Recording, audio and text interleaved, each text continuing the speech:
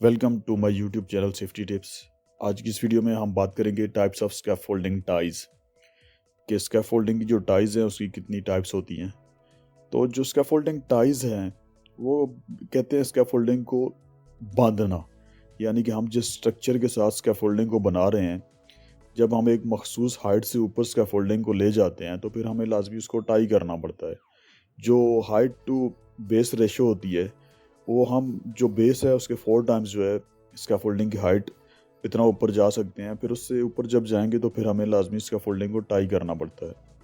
तो टाई करने का फ़ायदा क्या होता है कि टाई करने से जो उसकी जो स्ट्रेंथ है उसके अंदर वो ज़्यादा होती है और उसके गिरने के चांसेस कम हो जाते हैं।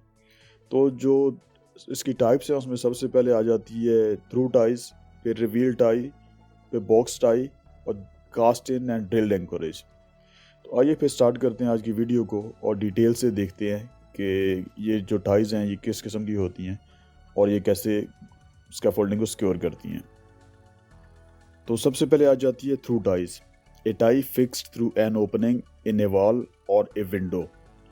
तो ये आपको ये स्कैफोल्डिंग नज़र आ रही है और ये इसके नियर बाय जो स्ट्रक्चर है, जो बिल्डिंग है, उसमें ये आप देख सकते हैं कि ये एक ओपनिंग है या आप इसको विंडो कह सकते हैं। तो ये जो पाइप आपको नज़र आ रहा है ये पाइप उस विंडो के या उस ओपनिंग की अंदर की तरफ बिल्डिंग के अंदर में लगाया गया है।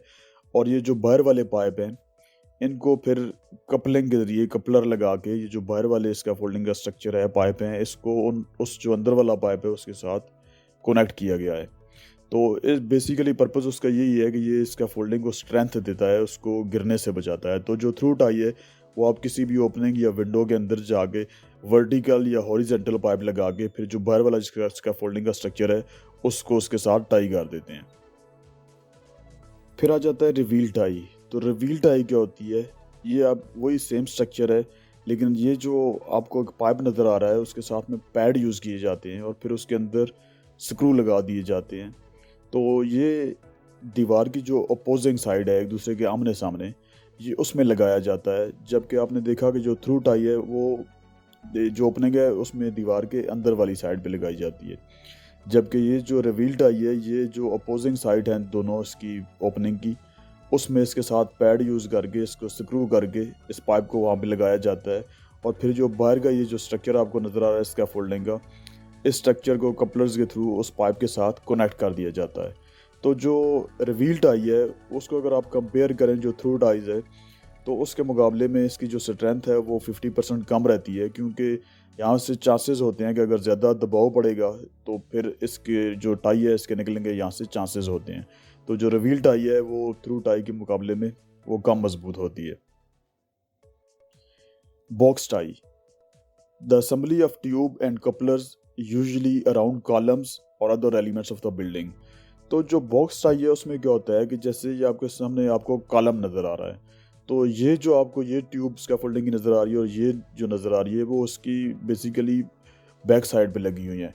तो ये सामने वाली ये मिला के एक बॉक्स बना दिया जाता है और जो स्कैफोल्डिंग का स्ट्रक्चर है उसको उस कॉलम के साथ इस ट्यूब्स और कपलर्स के ज़रिए कनेक्ट करके उसको टाई कर दिया जाता है, जिसको हम बॉक्स टाई कहते हैं।